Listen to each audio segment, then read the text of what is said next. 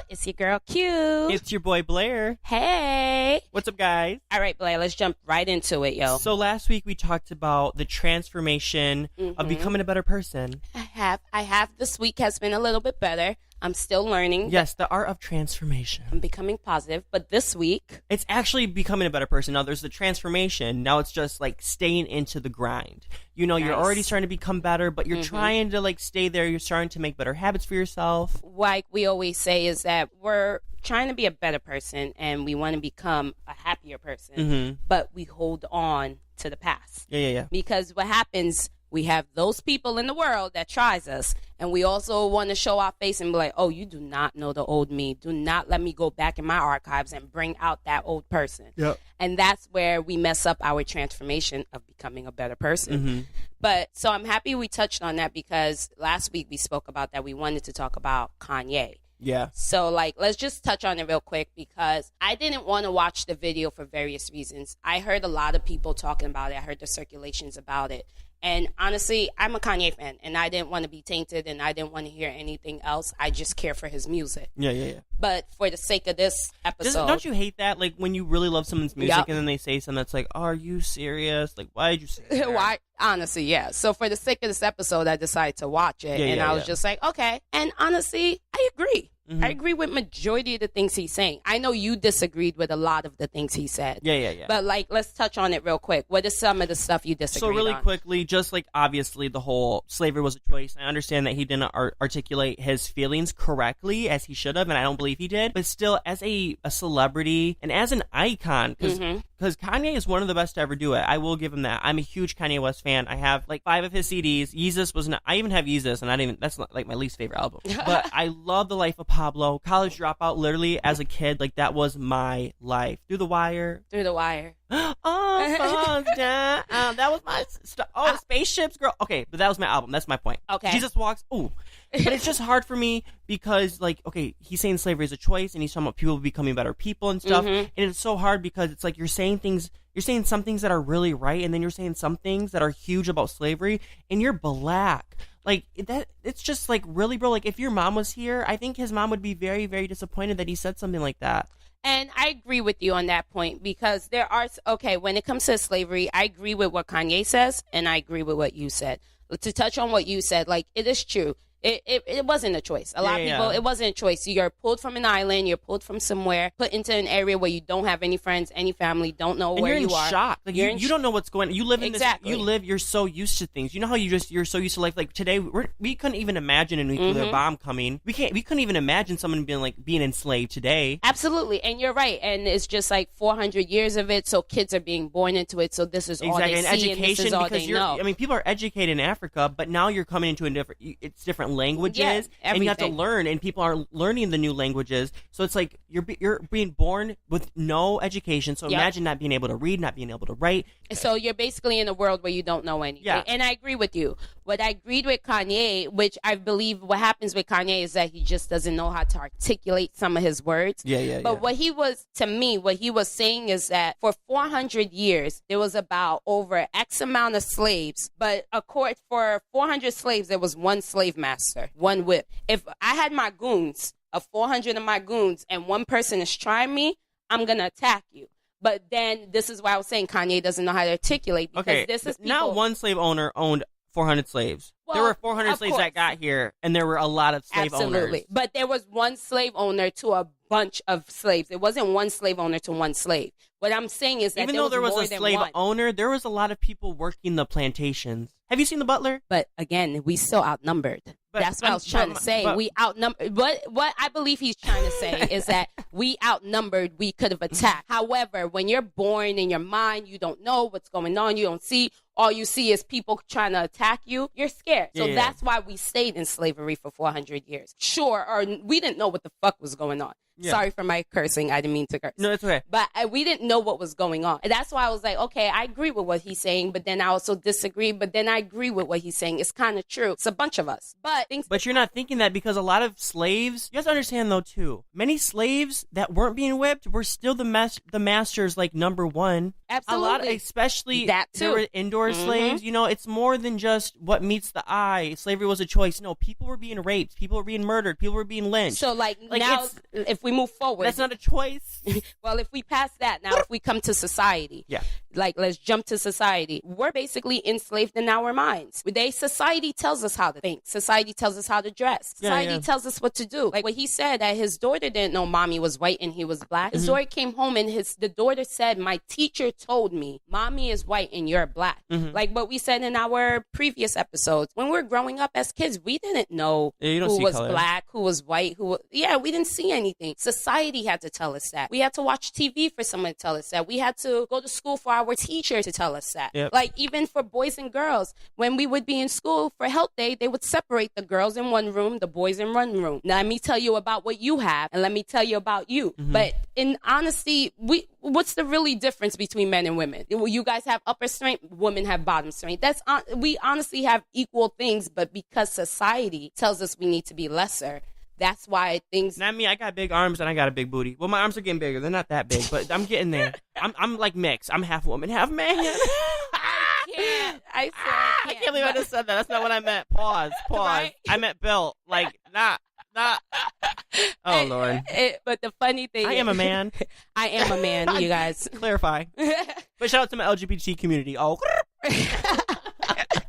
But that's where he was touching on. It's like society is telling us how to think. Like people, I appreciate that, especially with media, because being in it so hard as an entertainment reporter, it's like I can have my own opinions, but I don't try to hinder other people. So I don't want people to like when I say something and it's coming from my opinion, that's coming from me. It's not like an actual fact. Some things I say, like if I'm reporting on something, a lot of it is fact, but we can also share our opinions. So, but it's like borders, because sometimes it's like, okay, but you can't, it's my opinion, so you can't take everything I'm saying. That's like a fact. It's like when people read the National Enquirer and actually believe that stuff. It's like, no. It's some things where I, especially when I first voted, it was the 2012 election. That was my first election, and I remember my teacher was so adamant about having both views. He was liberal, but because he was liberal, he was like, I want you guys to learn both views. And that's what you're about supposed abortion, to do. And about the environment and healthcare. And that's what we would have debates. We would have people who were more conservative and we'd have people more liberal. But it was important that we all understood where everything came from. So it's important that you take the time and you go on the internet. You go to the right sources. You go to the right websites. And you go,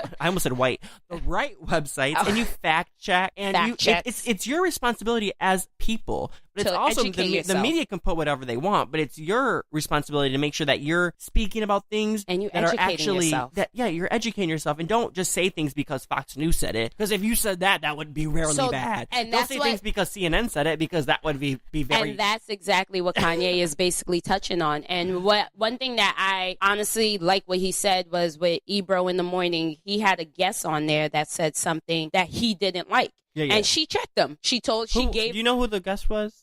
Once we get the name, if someone knows the name, can you guys please let me know? I did watch the video, but I completely forgot the guest's name. I didn't see the video. But if you guys comment below, tell me the guest's name. But she said something she checked Ebro, and Ebro didn't like that. And the thing is that she gave straight facts to him, listed all the facts, and he couldn't say anything. He had no rebuttal. So when was she conservative? Was she Republican? I'm not positively sure what the conversation pertained. I was just reiterating what Kanye was saying, is that when Kanye went to go do the interview with Ebro, he was like, yo, can we get her on there? And Ebro told him, no, I didn't like the way she spoke to me.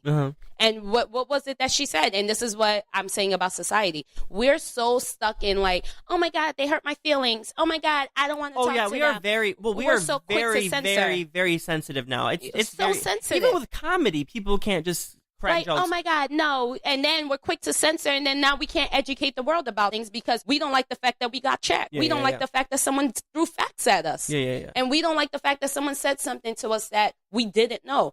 How many times when someone doesn't know something, if you really think about it as human beings, when you tell someone, oh no, this goes there, although the person didn't know that went there, they'll be like, oh, I know. No, you didn't. It's okay not to know. Or they'll be like, oh, I'm sorry. like all sensitive and stuff. Like, it's okay. Like, you didn't know. It's okay. You just learn now. And then now next time you can teach somebody else. Yeah. And then that's what happens with society. And this is where it comes to becoming a better person. Especially kids. Damn kids. Oh. It's like, this is where it comes to becoming a better person. It's like, it's okay to not know something. We're human. We make mistakes. We learn and we move forward. But everyone gets so stuck in their mistake and gets so stuck in like the anger side of them that's where we all stay in that negative realm. And that's where we're not becoming a better person. Yeah. And honestly, it took me a while to finally figure it out, where I was like, I don't want to live for everybody else anymore. I don't want to do everything for everybody else. I'm waking up and getting dressed for everybody else. I'm looking in the mirror and taking pictures and hitting them angles for everybody else. Like, I didn't want to do that. And that's what Kanye was saying. He was like, he was high off of opioids because he was trying to look good for everybody else for his wedding. His wedding for everybody else. And that's where it's like society really messes us up. But we have to stop, take a step back and be like, yo, this is about me, and focus on me. I need to become a better person, because if I'm better, then I can spread love to everybody else. Yeah. Love is contagious. If you smile and laugh, it's contagious. Like, how many times they said that as a child? Smiling is contagious. If you walk up to somebody and smile, they have no choice but to smile back at you. Unless you're in New York, they're going to look at you and be like, what the hell are you smiling at? Or LA sometimes. Some people are just like very like, what the hell? You're happy. Like, why are you like, really? Why, people in LA are always, I feel like I can always catch someone looking at me in LA. It's like they never turn their head. I do. It's a mix here. It's back and forth. But becoming a better person is it's a transformation, to say the least. But sometimes you're gonna mess up and slip up. I'm working on myself, and sometimes I slip up. Like, sometimes my friends will do me wrong, and I will hold that shit in.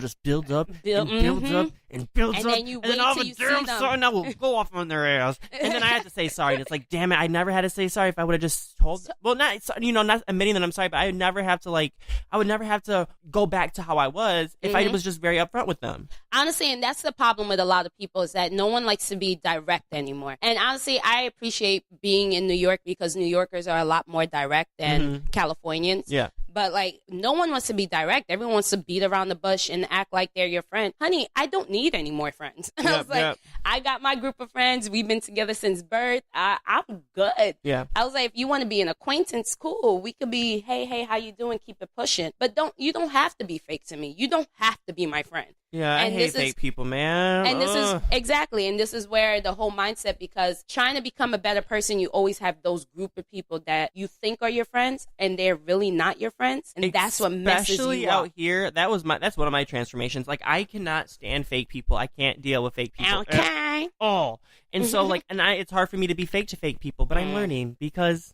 two can play that game. See, to me, I just look at you and I'm like, I could call fakeness from a mile away. So my thing is like, easy. I don't waste my time. Easy. Not anymore. And if you know someone that's fake and you know someone that hangs out with that person, I'm always like wary, because I'm like, they hang out with them, and when people tell me or warn me about people, I'm never like, I'm gonna learn from, I want to see for myself. Yep. I'm one of those people, but it's becoming a better person, and I don't let people in too close. I'm okay with having a small group of friends, because I'm new here. Yeah. I've been here less than a year. I'm okay with being by myself sometimes. I'm okay with going out sometimes. I'm okay with just sitting home and watching Treehouse Masters. Like, that's just... You never seen that show? Watch it. It's really good. I swear, you watch so many different shows. I watch Real Housewives. I watch all the franchises. Don't judge me. And then I watch, like, Treehouse Masters. My roommates are like, so, like, Blair, what the hell? Like, we don't get it. And I'm just like, I don't even get it. Okay? And that's it. And it's okay. And it's okay to be you. It's okay to be you. And that's what's weird? I'm so better. And people are like, the whole fake. Me and you are so opposites, because you kind of fell back where you didn't want to be entertainment. Yeah. And I do. My goal, I was like, I need to post on Instagram every day, because not only does my boss ask me that, but because I like pictures. But you're just like, you don't want. It's like, I'm gonna live on mine. But for me, it's like, if I didn't do that, I'd be like, what am I gonna do? And that's what happened when I first started when I came out to LA and I got my publicist and I was working with my talent manager and all of that. It was like, girl, you got to post every day. I started posting videos every day. Then it was like, you got to post pictures too. But see, I like it.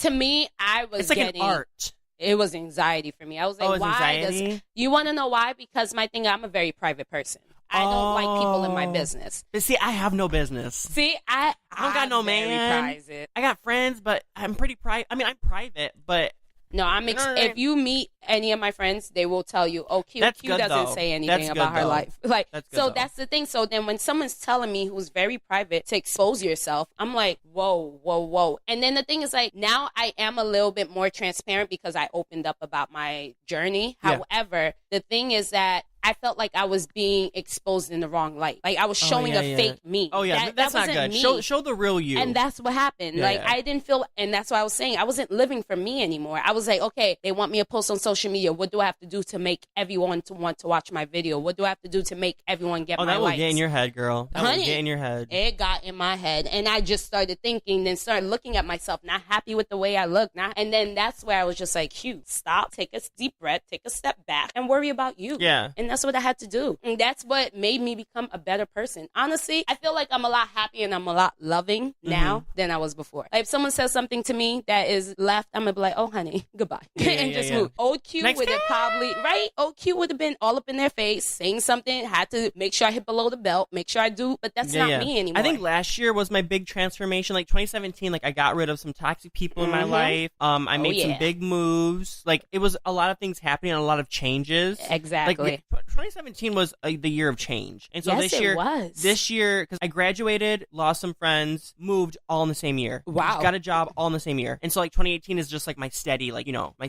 I'm building a life, my lifestyle. You know what I'm saying? Like I'm a routine. Exactly. Yeah. Sometimes I will revert back, but not because, sometimes it's hard to control, but I don't let it hold me back. Because some people, when they make a mistake, it's like, oh, like I'm a horrible person. It's like, no, it's good that you made that mistake because you're learning. It's okay to learn. It's okay to make mistakes. And as long as you're not doing it every day, and because if you revert back to yourself one time, like in a great while, it's like, okay, like that's Jesus accepts us all the time every time we make a sin. You're going to make mistakes. No one's perfect. I think it's so hard for people to understand that part. It's the making mistakes. I actually posted up something about that this weekend, I believe on Saturday on my website. Yeah. If you guys go to Q Talks, we all make mistakes. And that's part of becoming a better person because you're learning. Yes. Yeah. Successful people make mistakes, men and women, but they're still rising. Starbucks, they're having all the issues that they're having. You think they're going to close down every single Starbucks because of their mistakes? They're doing the training and stuff, but my question is this to you. Do you have any regrets in your life?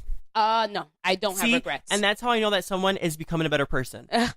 Because I said this, I think, I don't know how long I've been saying this, but I live life with no regrets because every experience, every mistake has formed me. You are who you are because of that. So I don't have any mistakes. If you were with someone for 2 years and they did you wrong, you know 6 years, honey. Do you wish that you weren't with them? Sometimes it's like, damn, why did I do that? You ask yourself, but you shouldn't regret it because now you're with the man of your dreams, girl. And it honestly, like being in those relationships, right?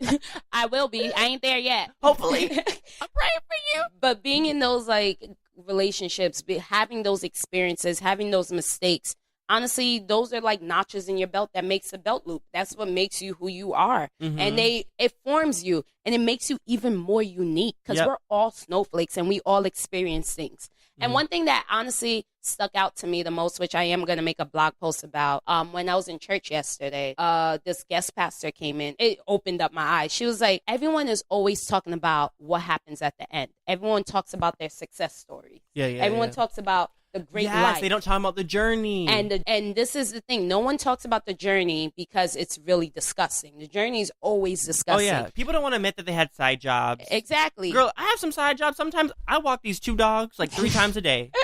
Honey, I'm still a caregiver. They're my babies, though. Like, right? They are my babies. But it's not even that. What she also said is that she was like, and this is why when other people fall into their journey, they feel so alone because no one wants to talk about their journey. No one wants to, because no one else is. It's like no one's talking about it. So now you're like, oh, they got there, but I don't know how they got there. So I feel alone. Maybe I'm never. And they don't want to tell you because they're either selfish or they don't want to admit what they did. No one. I used to bartend, and I was doing like people. Honey, I don't know people why. that have done worse things to make some money. Oh, stripping. Like I don't understand why people. I don't think that's like. I don't think it's negative. I think anything that can change someone's life or inspire anyone is a positive thing. And that's all it is. Yeah. Like, it's a journey. It's a journey. Like, we're transforming into being all positive constantly. Yep. So there's going to be a lot of negative things that's going to happen. It's not only going to be one weapon against you. I sound like the Bible. It's not only going to be like one thing against you. There's always going to be something against you. Yep. The thing that's going to make you a better person is how you deal with those situations. Yep. And the only way to deal with them is with a smile and keep on moving, honey.